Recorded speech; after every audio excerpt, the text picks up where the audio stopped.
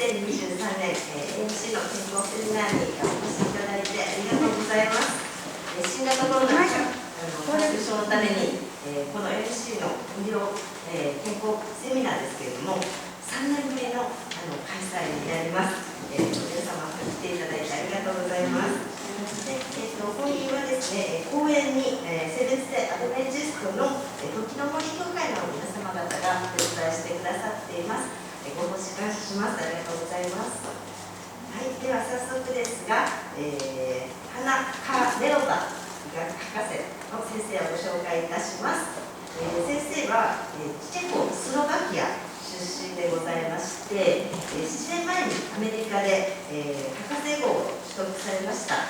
現在はコミュニティ、フィジシャンコミュニティのワシントン DC の方で、働かれているということです。今日はですね、代謝を上げるための最適な食事という内容で講演してくださいます。では、早速ですが、事務連絡になります。皆様お手元に、チャイルドフードをお持ちの方いらっしゃいますか？すみません、今回の方にはちょっとないようなんですけれども、そのチャイルドフードの表に番号が書いてありますので、講演の最後に、とっても素敵なプレゼントがあるので、最後までどうぞ聞いていってください。では、初めのお祈りを、石原先生、お願いいたします。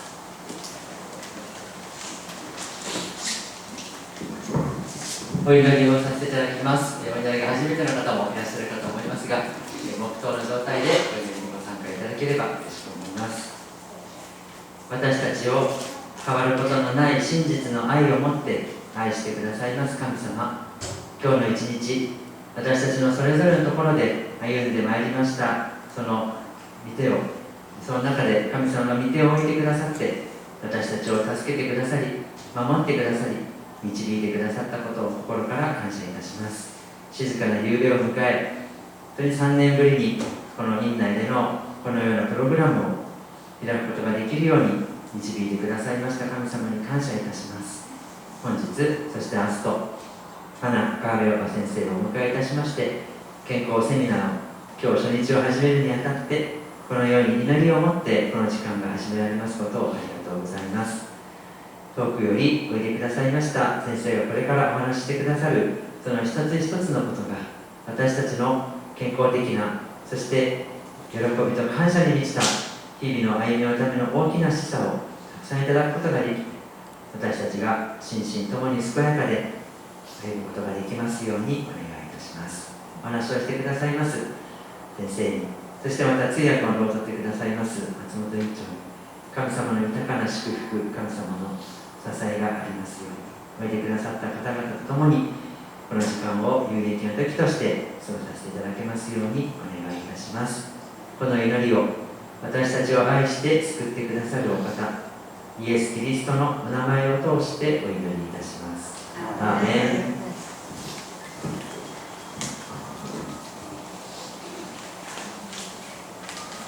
吉村先生、お祈りありがとうございました。では早速講演をどうぞよろしくお願いいたします。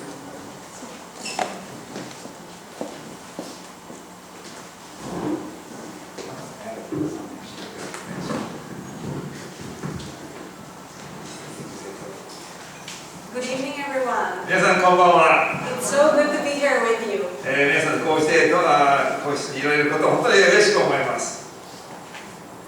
私はちょっと補足したいんですけど、紹介ながらですね、7年前にアメリカに行って博士号を取ったんだけど、チェコスロバキアで医者でした。そして糖尿病とかそういう内分泌の先生だったんですけれど、うちに沖縄に着いたのは今日の昼、日本に着いたのは月曜日夜なんですね。で、本来はもっと色白の先生なんですけど、今日午後昼ご飯食べたらキラキラビーチまで西原のキラキラビーチ歩いて行ったんです。で、歩いて戻ってきたんです。日焼け止め塗らなかったんです。途中で気がついて買ってきたそうですけど、はい、日焼けひどくならなければいいな。This is so rare. This afternoon, I will talk about that. Yeah. So go ahead. I just want that. I grew up in the former Czechoslovakia. 私は旧チェコスロバキアで生まれ育ちました。And I spent all my summer holidays with my grandparents in a farm. そして夏休みのためにですね、おじいちゃんおばあちゃんのところですね、農場で過ごしました。I loved just helping my grandma with feeding the chickens and mowing the grass and with all the work around the farm. そして農場でのお手伝いするのが大好きでですね、鶏に餌あげたり芝刈りしたりするのが本当に楽しかったです。But one day, instead of going to the farm, we went to the hospital. である時はですね、農場に行かないで病院に行きました。My grandmother had diabetes for a while, and now she had been diagnosed with breast cancer. 祖母はですね、前から糖尿病だったんですけれど、乳がんという診断を受けたのであります。And I remember one specific morning when we went to visit her in the hospital. She was super weak after chemotherapy. She underwent all the treatments that conventional medicine had to offer. そしてですね、会いに行ったんですけど、本当に衰弱しておりまして、彼女はですね、いろんな治療、特にその抗がん剤ですか、それを受けて、おりましたけど、非常に衰弱しておりました。And I remember one morning when I saw her last, when there was just this deep sadness in her eyes. She was only 64 years old and she died. 彼女はですね、最後は64歳で亡くなりましたけど、最後会った時に印象として本当に寂しそうな表情をしてたのを今でも忘れることはできません。And in my young mind, I was just wondering, what makes the difference? How come some people live until 100, 105, and some people die as my grandma at the age of 64? そして子供ながらです思ったんです。どうしてある人たちは100歳近くまで生きて、で、私のおばあちゃんのみたいに60歳代で亡くなるんだろうと考えたわけであります。And that was one of the decision factors why I decided to go to medicine. I wanted to find the answers. で、その答えを求めてですね、私が医者になりました。And for the past 15 years after medical school, it's been my passion to do medical research and find out the most effective ways that can help people thrive in their health. そしてそれからです、私は15年間、いかに人はですね、健康で、過ごせるように、研究するのを私たちの情熱を注いできました。And our topic for tonight is how to optimize your diet to boost metabolism. そしてですね、今日の話の中心にあるのは、どうやったらどの食事をすればその代謝を上げることができるかという話が中心です。It's a topic that's close to my heart. これが私がね、とても大切に思っている話の一つです。It's not only about how we look. どんな姿であるかっていうのだけの話ではありません。But what happens in our body on the inside, how healthy the body is as the age progresses. そして年を取りにつれてもその体の中がいかに元気であるかということの問題であります。Many people, when they're in their 20s, say, I could eat anything I wanted when I was in my 20s. 20代、若い時、20代、10代の時はですね、何を食べても大丈夫でしたね。And then the 40s came, and now I seem to be gaining weight from just breathing air. そしたらですね、年取って40ぐらいになってきまして、もう空気吸うだけで太っていくというね、そういう状態になっていくわけです。Anyone can relate to that? 皆さん、心当たりますか？またポリじゃないでしょうか。We can probably agree it's not the air, right? でも空気のせいじゃないってことは皆さん分かってると思いますけど。And since excuses don't burn any calories, そして言い訳だけではね、カロリーは全く消費されませんので、 we better look at the science. ですから、その科学ですね、サイエンスをですね、ちょっと勉強してみたいと思います。In addition to the energy balance, when you want to lose weight, some people are just focused on eating less calories. この体重を減らすそのエネルギーのバランスですね、消費と摂取のバランスの時にある人は、食べ物だけに注目する人たちもいます。So in addition to the energy balance, エネルギーバランスのですね、このバランスを考えるときに、we will briefly cover 4 main aspects of nutrition. 今日はですね、栄養について4つの点について触れたいと思います。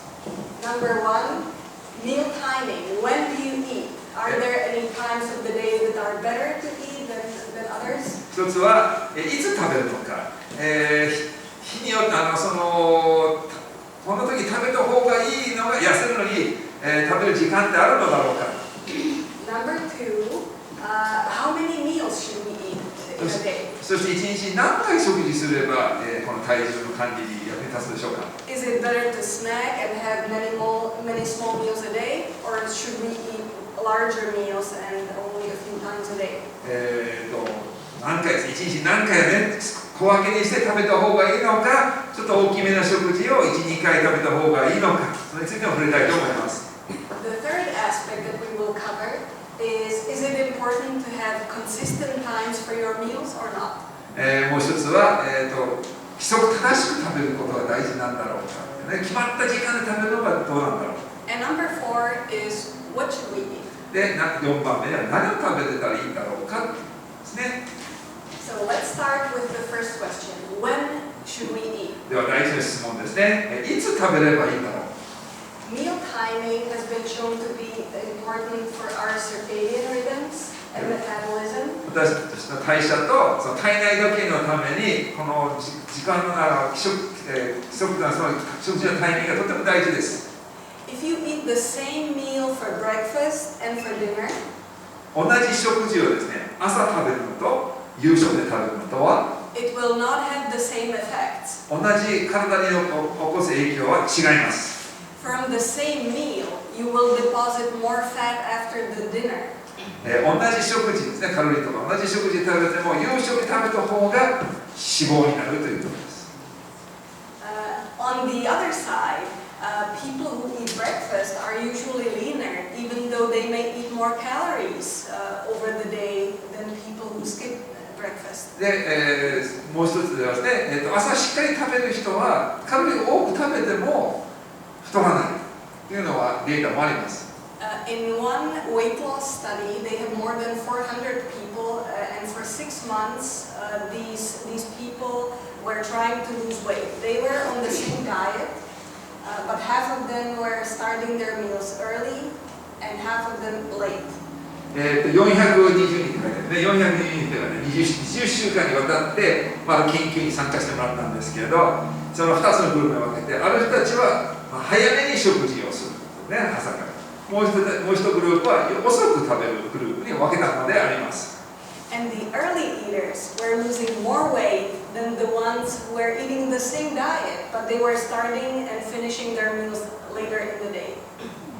そのグループでは、ね、研究結果ですけど、早めに食べてた人たちが同じカロリーです。同じものを食べても早く食べて早く終わってしまった人たちが遅く食べている人よりは痩せたという、研究が出ています。結果が出ています。A large study from the health professionals follow-up that included more than 29,000 US men showed that those who skipped breakfast had a higher risk of developing diabetes than those who were eating breakfast regularly. ここにはですね、29,000人ぐらいのアメリカの男性をですね、研究で追跡したんですけど、やっぱり朝ごはんを食べない人たちはですね、糖尿病になるリスクが2割から3割多かったという、2割から4割近くですね、朝ごはん食べない人の方が糖尿病になりやすいという結果が出ております。This is a study from the US. Do you know what people eat for breakfast in the US? 皆さん、これはアメリカの研究ですけど、皆さん、アメリカ人の朝食って分かります？ Eggs, hot dogs, 卵、ホットドッグ、donuts. ドーナツ。Not recommended, right? あんまり勧められるような食事じゃありません。So in spite of these breakfasts being unhealthy, just the fact that they ate breakfast was really helpful.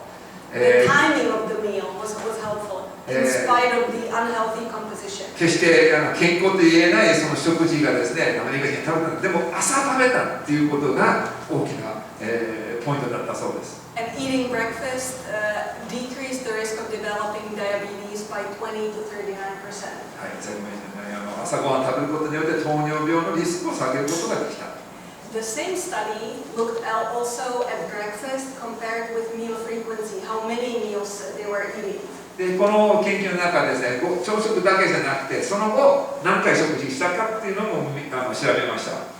The study group was divided into 4 groups. そのグループをですね、4つに分けまして、The reference group was eating breakfast and was eating 1 to 3 meals a day. 基準となるグループはですね、これをつくかな、つかないね、元気。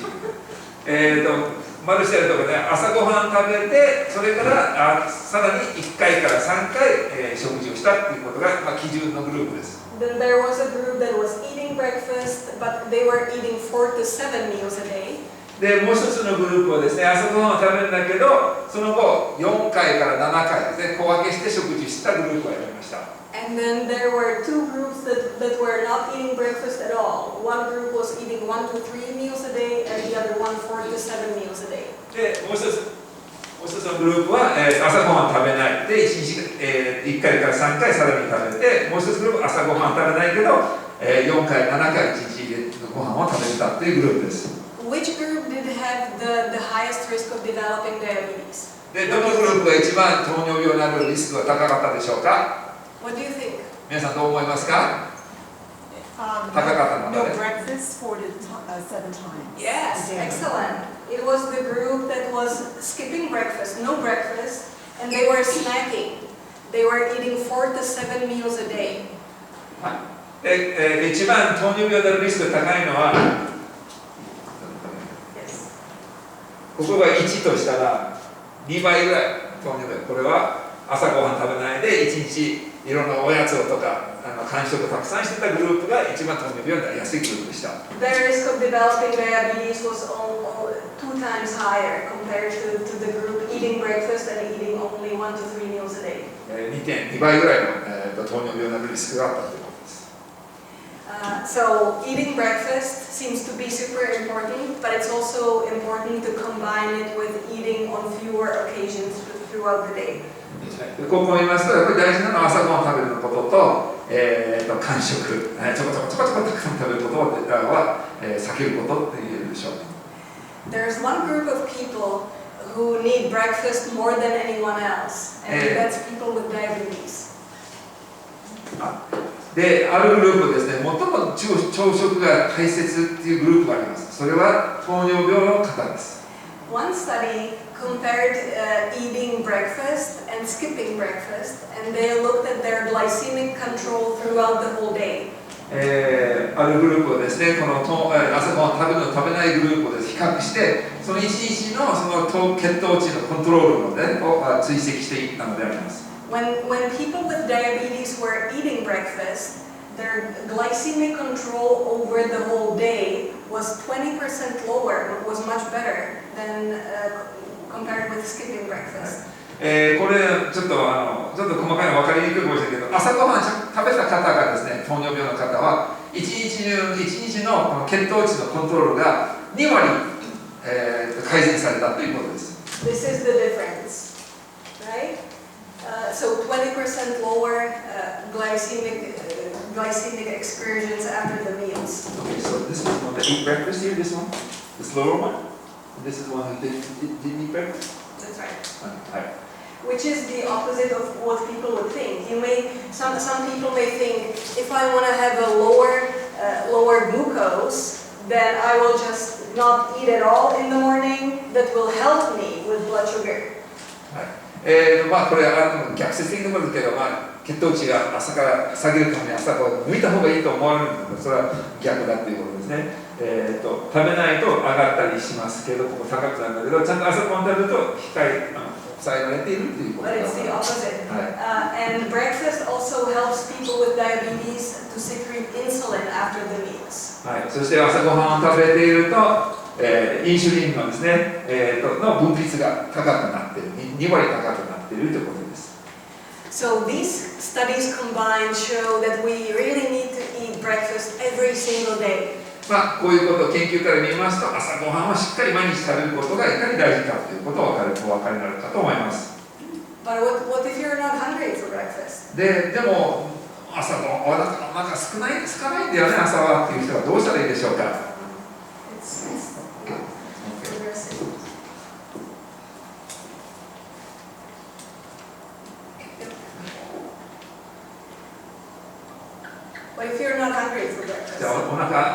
らどうしたらいいの？ My next question is, what did you have for dinner? 次の質問はです皆さんにしたいのは、夕食は何食べたんですか？ I believe everything was delicious what you ate, 皆さん食べてもきっと美味しかったでしょ but maybe it was just too much food. う。もしかしてでも多すぎたかもしれませんね。 So next time, make the dinner the lightest meal of the day. で次はですね、できるだけ夕食はですね、一日の中で一番軽い食事にしてみてはいかがでしょうか。 And you will be looking forward to your breakfast. そうすると朝はね、お腹しっかり空いてても食べたくなるでしょう。These studies combined inspired me to compare. People with diabetes are being recommended to eat many small meals during the day.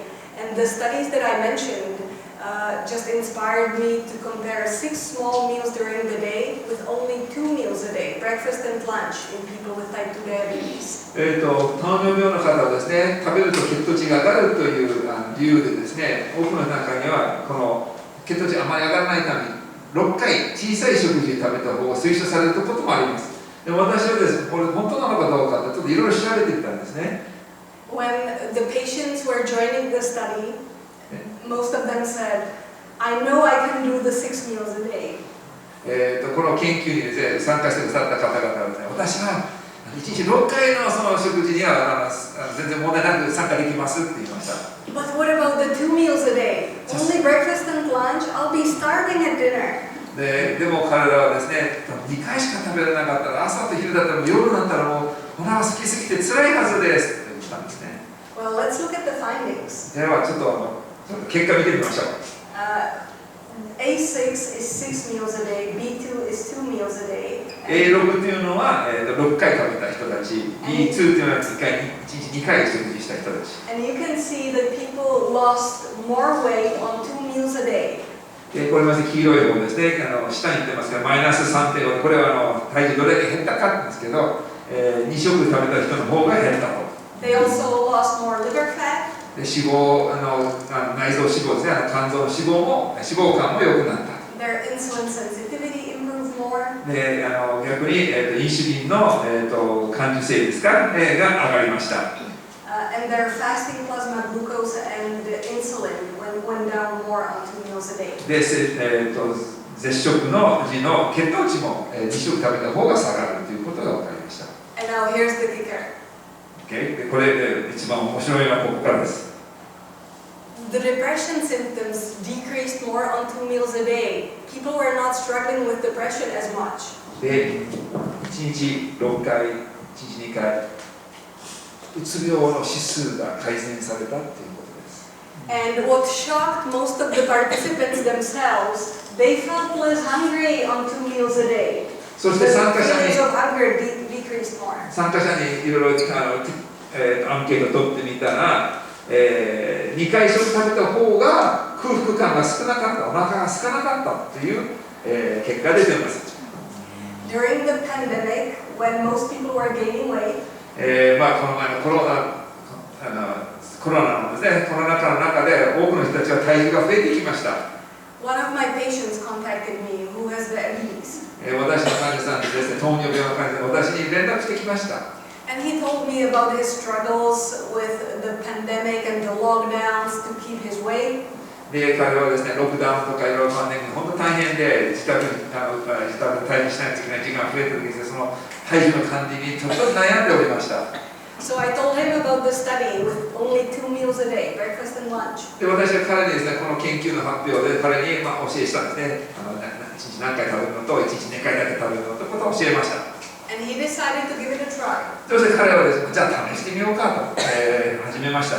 In 8 weeks, he lost 10 kilograms 彼は8週間でですね、なんと10キロ落ちたそうです。by eating breakfast and lunch and skipping dinner. で、朝食べて、昼食べて、夜食べて、それだけで10キロ落ちました。Without changing what he ate. で、食べ物の種類は特に気にしてなかった、普通に食べてたそうです。So this is one of the powerful tools that we have available. で、ですから私たちのこの現状、糖尿病をコントロールするために非常に大きな武器とかならないでしょうか。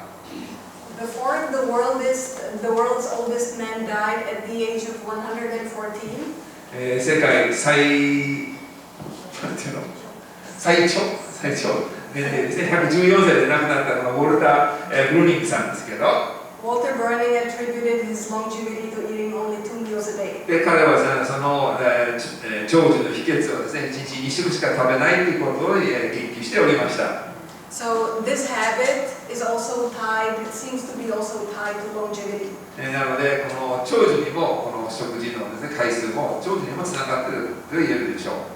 Because if we make our dinner completely light, or if we skip dinner sometimes, it helps us align our body clock with the circadian rhythms. ですから夜をですね、軽めにしておくと、日中たくさん食べると私たちに日常のこの体内時計、日常変化のね、に合うわけですね。寝ない、これから活動しないのにエネルギーを補給する必要はないということですから。Let's look at how many meals a day we should eat in more detail. でもうちょっと詳しくですね、1日何回食べればいいかっていうのを。How many of you have heard that snacking is good for energy balance and for weight loss? 皆さんの中でですね、この体重をこう減らすためにですね、時々こうおやつをちょっと食べてこまめに補給した方がいいと聞いたことありますか？なんかありますね。And yet, eating more than 3 meals a day has been shown to increase energy intake and increase the risk of obesity and type 2 diabetes. ですので、でも調べてみますと、1日3回以上食べますとですね、結局はカロリーをたくさん取ることになって、それが、肥満になって、そしてそれが糖尿病のリスクを上げてしまうということが分かっております。The more meals throughout the day we eat, the more we stimulate our hunger and desire to eat. 食べる回数が増えれば増えるほど食欲が増していって食べたいという欲求が増してくるということであります。The large study that we mentioned that looked at diabetes risk and eating frequency in diabetes showed that those who were eating 4 to 5 meals a day compared to those who were eating 3 times a day had a higher risk of developing diabetes by 4 to 18% based on the model they used. 研究のいくつかありましたけれど、1日3回食する人たちが1となれば、4回から5回、細かく色々食べて完食する人たちはやっぱり 18%、12% 以上、糖尿病になるリスクが上がるということが判明しています。Okinawa is one of the blue zones. 沖縄はですね、この長寿のブルーゾーンと言われていました。Those are famous because people live the longest and are the healthiest on earth. それがですね、沖縄の昔の人たちが非常に健康で長寿だったということを世界中の人がみんなに知られていました。And I was fascinated by Loma Linda, and I went there for my postdoctoral fellowship to look at the meal timing and frequency in more detail. で、ここにロマリンダ・カリフォルニアにですね、セブンス・アドベンチストの教会員がいっぱい住んでいる町がありまして、これもブルーゾーンですね、長寿の町として、地域として知られておりまして、私、それ以上に興味ありましたから、そこでですね、博士号の勉強するために行ってまいりました。And I analyzed the data from more than 50,000 Seventh-day Adventists. そこにですね、50万の、5万人のセブンス・デイ・アドベンチストのその追跡のデータを見て分析していました。Who filled out the questionnaire every 2 years for more than 7 years. そこにはですね、もう70年前から始まった研究でありますけど、2年に一遍そのアンケートに答えていますね。どれだけの食事食べて、いつ食べて、どんな種類食べて、それ全部細かくそれをデータを分析していった。70年間追跡してたんです。And we looked at meal